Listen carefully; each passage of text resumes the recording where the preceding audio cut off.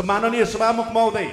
यो स्मार्ट टेलिकमको 30 अर्ब ठगी प्रकरण भनेर र त्यसमा मलाई जोडेर सुटुक्क चाहिँ स्विजरल्यान्ड भागे भनेर लेखिएको समाचार यति निरर्थक, यति भ्रामक, यति घटिया र यति तल्लो स्तरको सी ग्रेडको पत्रकारिता पनि भन्न नसुहाउने हिसाबमा जसरी समाचार प्रकाशित गरियो, यसले मेरो मान सम्मान प्रतिष्ठा, मेरो राजनीतिक जीवन, समग्र संसद सांसदको भूमिका र मेरो पार्टी प्रतिमा पनि यसले चाहिँ अपमान गरेको मैले महसुस गरेको छु र यो सम्मानित संसदमा रेकर्ड रहोस् भनेर म यसको खेद र भर्त्सना व्यक्त गर्न चाहन्छु। म चुनौती दिन चाहन्छु, स्मार्ट टेलिकम प्रकरणमा मैले सम्माननीय सभामुख महोदय एउटा मिटिङ, एउटा फाइल ल्याउने, एउटा फाइल अगाडि बढाउने, एउटा फाइल पारित गर्ने, मन्त्रालयका अथवा सम्बद्ध कुनै पनि निकायसँग मैले एउटा मिटिङ मात्रै पनि गरेको रहेछ भने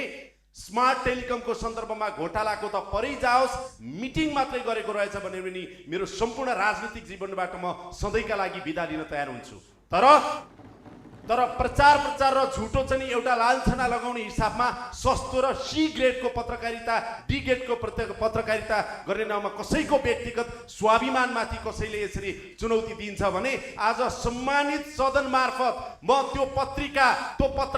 पत्रिकाका चाहिँ ओनरहरू, त्यसका सम्पादक र जो सम्बद्ध छन् उनीहरूलाई खुला रूपमा चुनौती दिन चाहन्छु कि यो प्रमाणित